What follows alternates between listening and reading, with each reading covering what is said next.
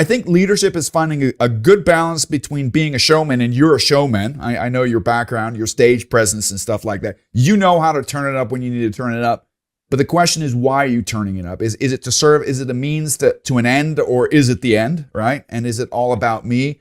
And I think that a long time ago, kind of jokingly, I think I was having a couple beers with friends, and I was talking about, we were talking about negative aspects of leadership, and grandiosity was one of them. And I kind of came up with the 3 or 4 H's that a leader needs. Is number 1, I thought, was humility. I don't care how intelligent you are. I don't care if you're Albert Einstein. I don't care. We could name a bunch of names: Steve Jobs and Elon Musk. In both those cases, in Steve Jobs, I saw it later on. In Elon Musk, I'm sorely missing it. That humility. Yeah. To say, hey, I might be brilliant, but I'm just brilliant in what I do. The humility.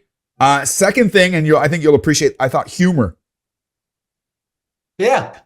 If you can't poke fun, even in the worst of situations, it's that kind of that self-deprecating humor, right? Yes.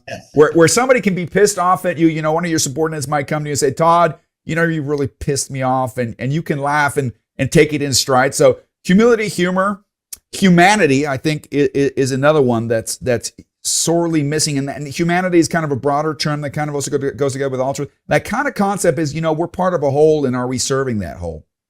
One of the things that I wanted to kind of put this podcast under is kind of this, not a hypothesis, I think it's probably a fact, is that the majority of people, especially, I think even more now than normally, if you talk to, and it doesn't make a difference if I'm talking to my European friends or my American friends, I'd have to go look long and far to find anybody who has anything positive to say about politicians.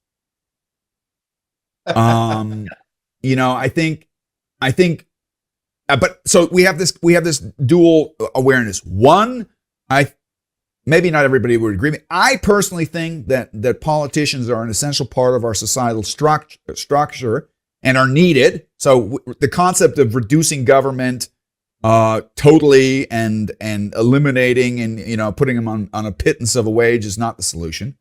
So that's part of it. But the other thing is that people just have a negative attitude towards politicians. And I thought, since you have a good insight into politics, we could talk about why that is. And then our listeners who are not in politics can ask themselves the question, if I apply those questions to my company, how do we look? Okay. Let's kind of start off with some of the basics, since you have a poli-sci background. I sent you a list of some of my things I did